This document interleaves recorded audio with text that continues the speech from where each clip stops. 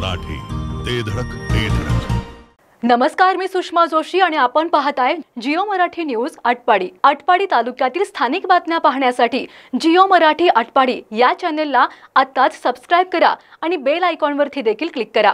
मोफत मोफत मोफत महात्मा ज्योतिराव फुले जन आरोग्य योजनेसह महाराष्ट्र इमारत व इतर बांधकाम कामगार कल्याणकारी मंडळ योजनेसह शासनाच्या विविध योजनेअंतर्गत होणार विट्यातील आदिती मल्टी स्पेशालिटी हॉस्पिटल येथे उपचार एकदम मोफत.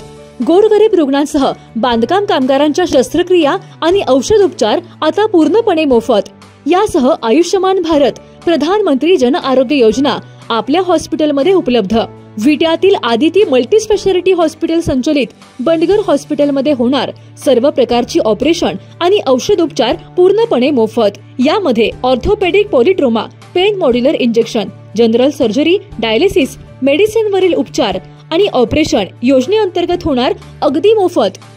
अधिक माहितीसाठी स्क्रीनवरील नंबरवर संपर्क करा. पत्ता एसटी स्टँडच्या पूर्वेस सावरकर नगर, विटा. करगणीत पतीकडून पत्नीला कोयत्याने मारहाण झाल्याचा खळबळजनक प्रकार समोर आलाय. घरगुती वादातून एकाने कोयत्याने वार करून पत्नीला गंभीर जखमी केलाय. या प्रकरणी करगणी येथील संजय काळे याच्या विरोधात गुन्हा दाखल करण्यात आलाय.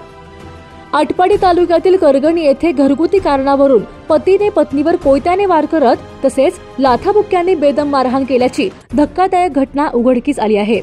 यामध्ये पत्नी गंभीर जखमी झाली असून मुलीलाही मारहाण करण्यात आली आहे.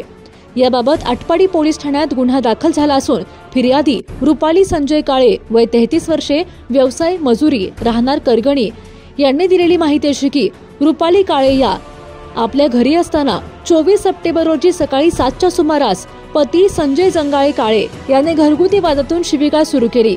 यानंतर संतापाच्या भरात त्याने फिर्यादीला लाथाबुक्क्याने मारहाण केली.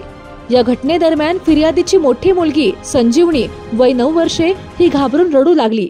यावेळी आरोपीने तिच्यावरही धावून जाऊन तिलाही बेदम मारहाण केली. यावेळी फिर्यादीने स्वतःचा बचाव करण्याचा प्रयत्न केला असता आरोपीने घरातील कोयता उचलून तिच्या डोक्याला व डाव्या डोळ्याच्या वर कपाळावर वार केला. यात ती गंभीर जखमी झाली. या प्रकारानंतर ग्रामस्थांमध्ये संतापाची लाट पसरली असून आरोपीवर कठोर कारवाई करावी अशी मागणी होत आहे. जिओ मराठी, ते धडक